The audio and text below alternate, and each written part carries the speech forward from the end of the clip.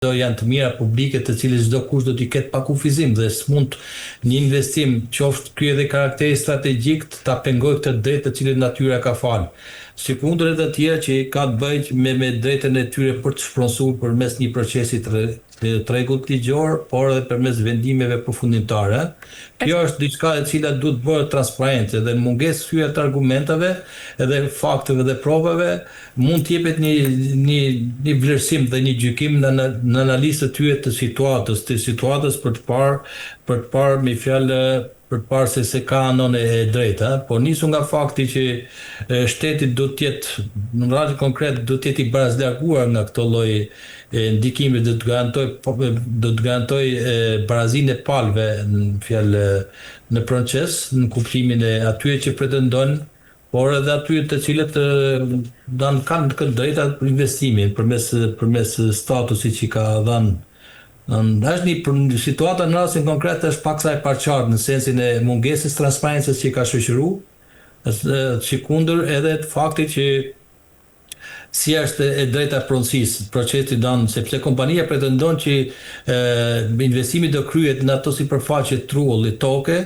të cilët janë blerë nga pronarët e ligjshëm me certifikata pronësie. Dhe për këtë duhet pikë parit duhet parë dokumentat ligjor, të cilët janë lëshuar nga këto institucionet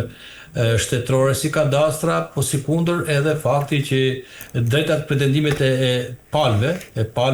apo e gjithë banorëve protestues, sepse proceset janë ende pending dhe në zhvillim dhe dinamike sipër, të cilët vetvete çfarë sjellin një pasiguri ligjore dhe një risk për çdo investitor, për çdo investitor. Në atë themi që është një proces i delikuar që i bazuar në analizën e fakteve thëna dhe provave, në dokumenta, mund të jepet një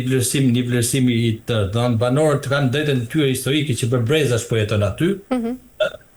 Dhe po i cënohet këtë ditë. Është identik situata që mund të përsëritet edhe në veri, përmes paketeve të mëdha ku investitorët të strategjik të kamufluar përmes këtij statusi, çfarë mund gabisin edhe pronat e banorëve të atyre zonave të cilës çfarë në ndërshekuj i kanë kultivuesit e tyre ato dhe kanë lidhur jetën dhe traditat e tyre me këto prona. E qartë. Mirë, zoti Rezi, do të mbyllja me pyetjen e fundit se i përket Partisë Demokratike, e cila ka publikuar dhe rezultatet përfundimtare të votimit pranë të rinj të Këshillit Kombëtar pas zhvillimeve të kuvendit kombëtar që u mbajt më datën 30 maj. Fillimisht zoti Rezi, çfarë ka ndodhur dhe a kemi realisht një brez të ri drejtuesish apo nga ana tjetër kemi thjesht një riorganizim të figurave ekzistuese brenda partisë? Nderuar, kuvendi i Partisë Demokratike ishte historik në kuptimin e pritshmërive që priteshin të prevendimet që e mori, po erdhi pas një procesi konfirmues të leadershipit Partisë Demokratike zotit Berisha, i cili përmes një procesi referendumi u konfirmua si lider i kësaj partie për një mandat 4 vjeçar dhe kuvendi është i rëndësishëm për faktin asaj që u morën disa vendime në kuptimin e ndryshimeve statutore, që për sa i përket përqindjes përfaqësimit për gratë, për të rinjt, po edhe organizatat partnere, për diasporën gjithashtu, në funksion të asaj që të rigjenerojë frymëmarrje partisë dhe të japë asaj një dimension të fortë të gjerë në gjithë bazën e saj, ku qasja ka qenë që Partia Demokratike të jetë prezent përmes strukturave të saj deri në nivelin e seksioneve kudo në mënyrë që ta kthejë atë si një alternativë sfiduese, konkurruese për qenë nesër në pushtet. Nga ana tjetër, kuvendi mori dan miratë dhe rezolutën për sa i përket dënëncimet të saj, kryesisht ato që lidhen me zgjedhjet e 11 majit, duke i dhanë vullën përfundimtare të gjithë atyre të cilët me të drejtë opozita i ka ngritur si shqetësim dhe është i organi më i lartë midis dy mandate dhe kuvendi mori këtë vendim duke e miratuar këtë rezolutë. Nga ana tjetër kuptohet është i rëndësishëm se përmes saj do dalin edhe organet drejtuese të partisë, qofshi për sa i përket Këshilli Kombëtar i cili doli me fjalë me një numër rreth 200 të tillë pa përfshi atë të diasporës dhe pjesë e saj integrale janë edhe këto deputetët atë drejtuesit e degëve në nivel qarku apo nivelin e organizimit si ka Partia Demokratike. Por këtë është një sfidë e cila do t'i lihet kohës për të parë për sa i përket se sa do të aftë të jetë këto struktura në mënyrë që të ngjallin shpresë. Partia Demokratike është deklaruar si një forcë konservatore për hir të vërtetës dhe si e tillë ky dimension i munguar i konservatorizmit të saj duhet materializohet jo thjesht dhe vetëm si retorik vetë deklaruese, por duhet të jetë implementuar në sensin e saj që të shihet kjo përfaqësi në çdo nivel të organizimit të Partisë Demokratike, sikundur edhe të ketë edhe një lloj riorganizimi, mos jenë më ato figura dhe të cilët për shumë vitesh rrisit e tilla të cilët nuk ngjallin shpresë dhe besim, por është i mirëpritur çdo lloj rotacioni, çdo lloj ripërtritje kësaj partie në kuptimin edhe simbolikës të zgjedhur në logot të këtij kuvendi për ripërtritjen e partisë me figura të reja të cilët janë pa përlyera, pa përfolura në gjithë aspektet e saj, sepse për hir vërtetës politikat shqiptare nuk i kanë munguar edhe politikan që pretendojnë si kur janë politikan gangstera, garipa, si bëjnë si të fortin, në sensin asaj që i shef gjithkund prezent dhe tashmë janë demode këto dhe nuk ngjallin shpresë dhe nuk ngjallin shpresë dhe besim se si tillë e ka të nevojshme këtë ripërtritje Partia Demokratike duke motivu, nuk është thjesht vetëm duke e deklaruar, po siç e thash edhe duke bërë po themi përmbaruar në sensin e asaj ta zbatoj që në nivelet e përfaqësimit të jenë gjithë përfaqësuesit e shtresat identitare të saj. Kemi parasysh ato të cilët përfaqësojnë historikun e saj, shtyllat identitare, përndjekur politik, prishpronarët, grupimi i dhjetorit, sindikalistët, qendrështarët, intelektualët, gjithë ato që janë mbars të një fryme të gjatë, të cilët e shohin Partinë Demokratike si një alternativë e cila mund të sjellë ndryshime, të bëj rotacionin e pritshëm për gjithë shqiptarët dhe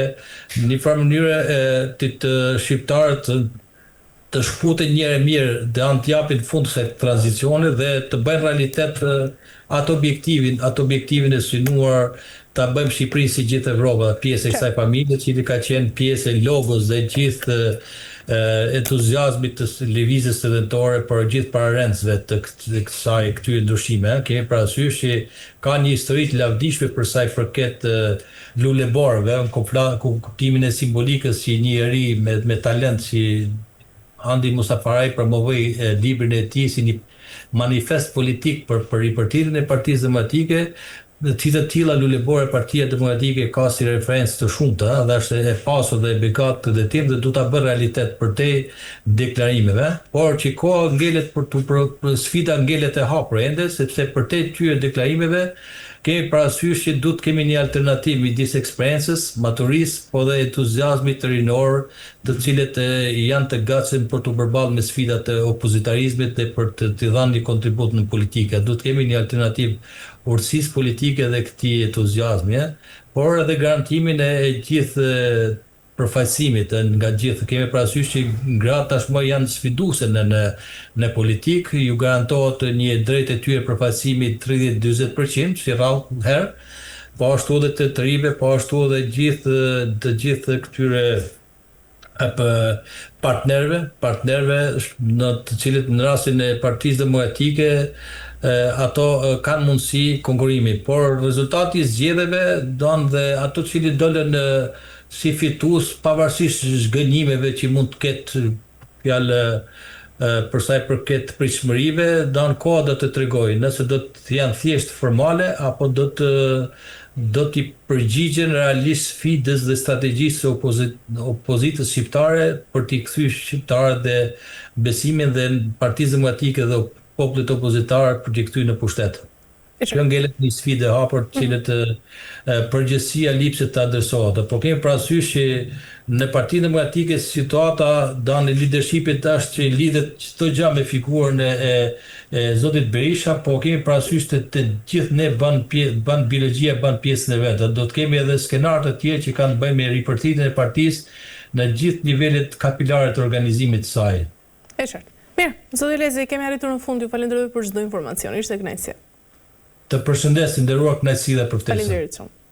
Mirë, shikues të nderuar, kemi arritur në fund të këtij emisioni dhe për ditën e sotme, ku në pjesën e parë u ndalëm tek gjeopolitika dhe ajo çka po ndodh tashmë në rindjen e mesme, dhe në pjesën e dytë fokusin e patëm tek ngjarja që ka ndodhur në Zvërnec. E mbyllim këtu ditën e sotme, bashkë shihemi sërish nesër, deri atëherë mirupafshim.